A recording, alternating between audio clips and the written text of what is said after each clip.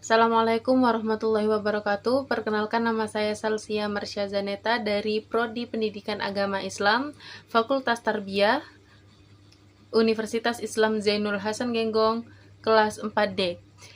Yang terhormat, Al-Mukarram Kiai Haji Muhammad Hasan Mutawakil Allah SHMM, selaku pengasuh pesantren Zainul Hasan Genggong. Yang kami hormati Associate Profesor Dr. Abdul Aziz Wahab BAMAG, selaku Rektor Universitas Islam Zainul Hasan Genggong.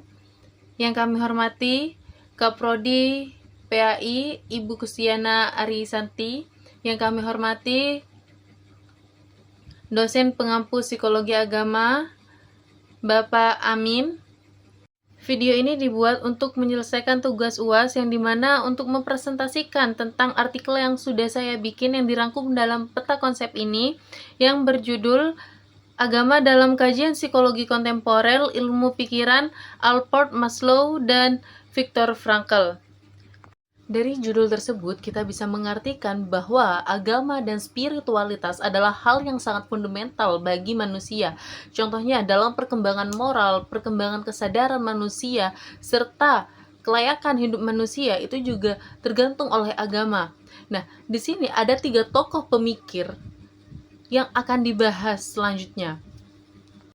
Dari ketiga tokoh pemikir ini, yang pertama kita akan membahas tentang pemikiran Gordon W. Allport, yang mana Gordon W. Allport yaitu mengambil orientasi religius. Orientasi religius ini maksudnya adalah agama dipahami melalui motivasi yang mendasarinya dalam kehidupan individu. Nah, lalu orientasi religius intristik atau agama sebagai tujuan akhir. Di sini poin-poin yang diambil oleh Allport yaitu yang pertama, menghayati agama tulus sebagai tujuan hidup manusia. Yang kedua yaitu agama itu terintegrasi dalam setiap tindakan. Yang ketiga, tidak egois, berkomitmen, ibadah yang teratur dan bersyukur. Yang terakhir yaitu adalah kualitas keimanan yang penuh. Selain dari religious intrinsic, di sini juga ada orientasi religious extrinsic atau agama juga dijadikan sebagai alat.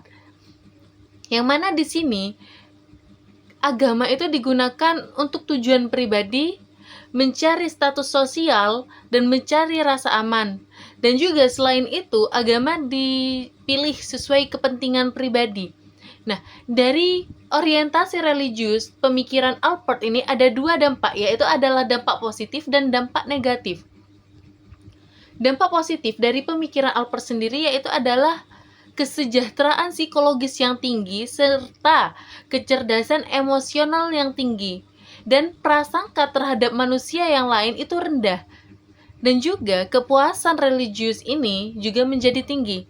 Sedangkan dampak negatif dari pemikiran Allport sendiri ialah prasangkanya tinggi, lalu kesejahteraan psikologis rendah, kecerdasan emosi itu tidak berkembang, dan tidak signifikan. Nah, dari dampak negatif ini lebih cenderung ke orientasi religius extrinsic.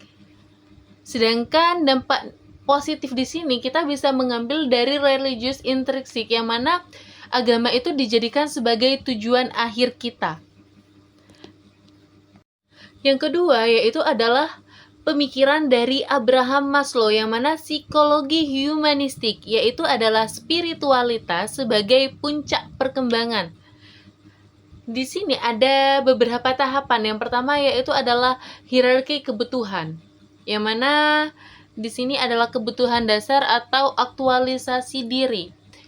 Setelah dari hierarki kebutuhan, kita akan menjalani self-transcendence atau transendensi diri. Di sini ini melampaui ego dan kepentingan pribadi menuju nilai-nilai universal, yaitu seperti kebenaran, keindahan, cinta, dan pelayanan. Setelah dari transendensi diri, kita akan ke peak experience, yang mana pengalaman puncak, peleburan ego, kesatuan dengan realitas, serta empati yang universal. Nah, di sini ada dampak utamanya juga, yaitu adalah melacak kesehatan mental, orientasi altruistik, dan pelayanan tanpa pamrih bagi sesama. Maksud dari pelayanan tersendiri ini bukan menjadi pelayan yang seperti yang kita bayangkan, tetapi bagaimana kita menghargai sesama, bagaimana kita memperlakukan sesama manusia, memperlakukan sesama makhluk hidup seperti hablum minallah, hablum minannas, dan hablum minal alam itu sendiri. Yang terakhir adalah pemikiran dari Viktor Frankl, yang mana Viktor Frankl ini berpikir bahwa agama itu adalah logoterapi. Maksudnya apa? Yaitu manusia dimotivasi oleh pencarian makna hidup atau the will to meaning melalui dimensi spiritual. Nah, di sini pemikiran dari Viktor Frankl, logoterapi ini ada 3 pembahasan. Yang pertama yaitu adalah sumber krisis makna. Yang kedua yaitu 3 jalan menemukan makna. Yang ketiga yaitu adalah kebebasan dan tanggung jawab. Nah, yang pertama yang akan kita bahas dari logoterapi Viktor Frankl ini adalah sumber dan krisis makna. Apa sih sumber dan krisis makna ini? Dari pemikiran Viktor Frankl sendiri, agama atau spiritualitas itu sebagai sumber makna terdalam bagi kehidupan manusia. Lalu, ketika kegagalan itu menemukan makna, menjadi krisis yang esensial. Yang pertama yaitu adalah kevakuman eksistensial, yaitu adalah kehampaan, kebosanan, kehilangan tujuan. Yang kedua yaitu adalah neurosis noigenik, yaitu depresi, adiksi, kejahatan. Yang kedua yang kita akan bahas yaitu adalah 3 jalan menemukan makna. Apa saja sih 3 jalan menemukan makna menurut Viktor Frankl? Yang pertama yaitu adalah nilai kreatif. Yang kedua, nilai penghayatan, dan yang ketiga yaitu adalah nilai sikap. Jadi bagaimana kita menjaga sikap tepat terhadap penderitaan yang tidak dapat dihindari. Lalu yang terakhir yaitu adalah kebebasan dan tanggung jawab, di mana di sini manusia bebas memilih sikap dalam segala kondisi, namun tetap harus bertanggung jawab atas pilihannya kepada Tuhan, sesama, dan diri sendiri.